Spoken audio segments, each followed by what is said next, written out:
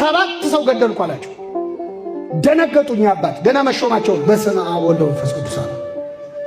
አደነጋገጣቸውን ሲያይ እኚህ ሰውዬማ ወስደው ለፖሊስ ነው የሚሰጡኝ ብሎ እሳቸውንም ገደላቸው።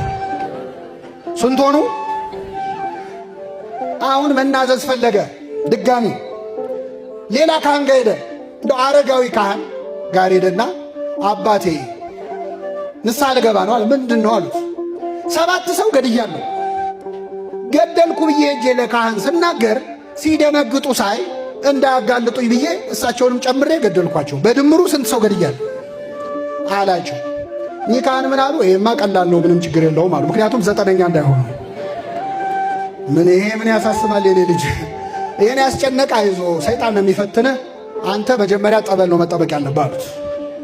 አንተ ላይ አድሮ ግደል ግደል የሚያሰኝ ሰይጣን ነው፣ ጠበል አጠምቃለሁ ና በል አሉትና ይዘውት ሄዱ። ጫካ መሃል ላይ ሲደርሱ የሆነ ጉድጓድ አገኙ እና በገመድ ውረድ አወርዳለሁ፣ ወርደህ ጉድጓድ ውስጥ ዋሻ አለች፣ ዋሻ ውስጥ ጠበል አለ፣ ይዘህ ትመጣለህ፣ አጠምቃለሁ፣ ትሄዳለህ አሉት። ደስ አለ። ይሄማ ቀላል ነዋል እና ሄዱ። ጉድጓዱ ጋር ደረሱ። በገመድ አወረዱት። ከዛ ገብቶ ዋሻ ውስጥ ሲያይ ጠበል የለም። ከዛ ተመልሶ ሲመጣ እኛ አባት ያንን ገመድ ሰብስበውታል። አንተ እዛው ነው መቆየት ያለብህ አሉት። አሰሩት ማለት ነው። አሁን ይሄ ሰውዬ ውስጥ ሆኖ ይዝታል። ልውጣ ብቻ ይላል። እኔ ከዚህ ጉድጓድ ከወጣው አንተ 1 ቀን አታድርም ይላል። እኚህ ካህን ዝም ብለው ሄዱ። በማግስቱ ሙሉ ቀን ውሎ ማታ ሲመጡ አንዲት ዳቦና አንዲት ኮዳ ውሃ ይዘው መጡ። ይዝታል። ልውጣ ብቻ ይላል። ያችን ዳቦ ወረወሩለት። በላ። 7 ቀን 14 ቀን 21 ቀን በቀን አንዴ እየመጡ ይሰጡታል። ይሳደባል፣ ይበላል። በቀን አንዴ ነው የሚበላው ማለት ምን ማለት ነው? ምዕመናን፣ ይሄ ሰውዬ ምን እያደረገ ነው? እየጾመ። ይገርማችኋል። 2 ወር ሲሆነው ስድቡ የቀነሰ መጥቶ አንድ ቀን ሲመጡ ምን አላቸው? አባ ነገ ሲመጡ ከዳቦውና ከውሃው ጋር መጽሐፍ ቅዱስ ይዘውልኝ ይምጡ አላቸው። እሺ አሉት።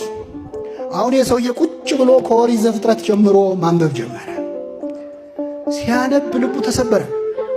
ኧረ አባቴ ያለ እኔ ሰው ገደልኩ ብዬ ነው የተናገርኩት። የእኔ ኃጢአትማ ብዙ ነው፣ እንዲህም አድርጌያለሁ ይላል።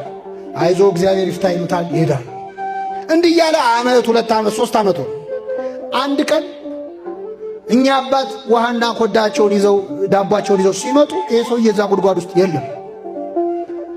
ደነገጡ። ያው የእሱ ነገር አይታመንም፣ ቤት በኩል ዞሮ ሊመጣ ነው ብለው ግራ ቀኝ ሲያዩ አባቴ ይፍቱኝ የሚል ድምፅ ሰሙ።